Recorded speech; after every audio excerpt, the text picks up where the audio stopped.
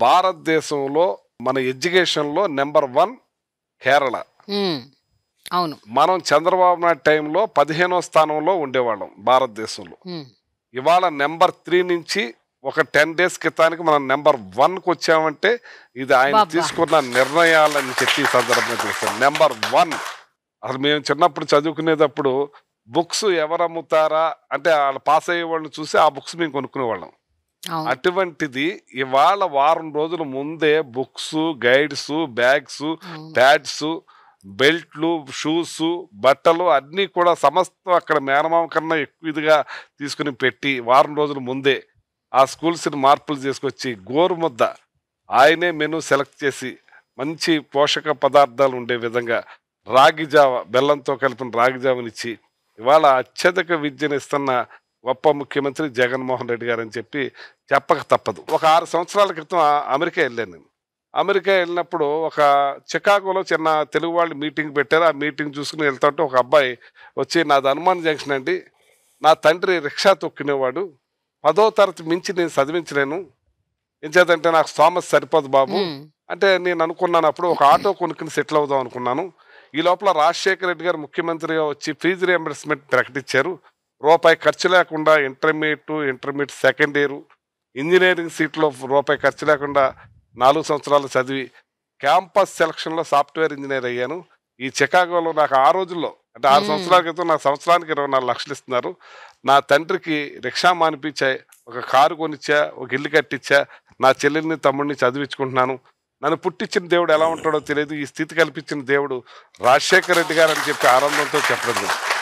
తండ్రిని మించిన తనయుడిగా ఇంకా 4 అడుగులు ముందుకేసి ఇవాళ అమ్మఒడిని తీసుకొచ్చి ఈ స్కూల్స్‌ని మార్చి ఇంతమంది విద్యావేత్తల్ని 15వ స్థానంలో ఉన్న దాన్ని నంబర్ 1లో తీసుకొచ్చిన మహానుభావుడు జగన్మోహన్ రెడ్డి గారని చెప్పి ఈ సందర్భంగా యాహ్! తెలియజేస్తున్నాను.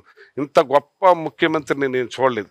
ఇవాళ ఏదైతే ఏలూరులో ఎలక్షన్‌కి ముందు బీసీ డిక్లరేషన్ చేసి నేను బీసీలకి పెద్దపీటేస్తానని ఎలక్షన్ ముందు చెప్పిన మాటని అక్షరాలా నిలబెట్టుకున్న ముఖ్యమంత్రి జగన్మోహన్ రెడ్డి హ్మ్. గారు.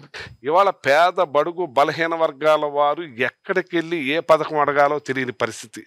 నాకు నాకు పెన్షన్ వస్తాదా లేదో తెలియని పరిస్థితి. ఒకవేళ నాకు పెన్షన్ వచ్చే అవకాశం ఉందని కూడా తెలియని పరిస్థితిలో ఉండేవాళ్ళు చాలామంది ఉన్నారు. హ్మ్. వాళ్ళ పిల్లలకి అమ్మఒడి వస్తాదో లేదో తెలియని పరిస్థితుల్లో చాలామంది ఉన్నారు. స్కూల్లో చేర్పించాలా లేదని చాలామంది ఉన్నారు. వాళ్ళందరికీ వాలంటరీ వ్యవస్థను తీసుకొచ్చి ప్రతి ఇంటికి పంపించి నీకు 60 ఏళ్ళు వచ్చినాయి, నీకు పెన్షన్ రాస్తున్నాం, హ్మ్. నీ హ్మ్. పిల్లల్ని చదివించండి, అమ్మఒడి ఉంది, నీకు ఈ రకంగా ఉంది, నీకు ఈ రకంగా ఉంది, నీ ఈ రకంగా వచ్చిందని వాళ్ళ ఇంటికి వెళ్ళి రాసి వాళ్ళు గడప దాటి ఎవరిని యాచించకుండా ప్రతి ఒక్కటి ఇంటికి చేరుతున్నది భారతదేశ చరిత్రలో ఏ ఒక్కరికి సాధ్యం కానిది ఒక్క జగన్మోహన్ రెడ్డి గారికే సాధ్యమైందని చెప్పి ఈ సందర్భంగా యాహ్! తెలియజేస్తున్నాను. మా జగన్ బాబు పెద్దవాళ్ళకు మనవడయ్యాడు, తర్వాత వాళ్ళకి కొడుకయ్యాడు, తర్వాత వాళ్ళకి తమ్ముడయ్యాడు, తర్వాత వాళ్ళకి అన్నయ్యాడు, పిల్లలకు మామయ్యాడు. యాహ్! ఈ రోజున మాకు ఆ పరిస్థితి లేదు. మా చేతి నిండా డబ్బులున్నాయి. మేము శుభ్రంగా ఆడికే మేము తిరిగి అప్పిచ్చే పరిస్థితికి మా బిడ్డ తీసుకొచ్చాడని చెప్పి ఓకే. ఆనందంతో చెప్పడం జరుగుతుంది. ఇవాళ ఇంకో విషయం చెప్తున్నాను మీకు. ఏదైతే ఇవాళ పెద్దవాళ్ళందరూ కూడా చిన్నవాళ్ళనే చూసుకుంటున్నాడు, చిన్న కులాలనే చూసుకుంటున్నాడు అనేది పెద్దవాళ్ళని కూడా బాగా చూసుకుంటున్నాడు. హ్మ్. ఇవాళ పెద్ద కులాలు ఏదైతే రైతులు ఉన్నారో వాళ్ళకి రైతు భరోసా విషయంలో, రైతు నష్టం విషయంలో, ప్రతి విషయంలో కూడా వాళ్ళకి డైరెక్ట్ అకౌంట్ ద్వారా వాళ్ళకు కూడా డబ్బులు కొడుతున్నాడంటే అప్పుడు కన్నా వాళ్ళనే ఎక్కువ చూసుకుంటున్నాడు. ఈ పేదవారికి కూడా పూర్తిగా చూసుకుంటున్నారు.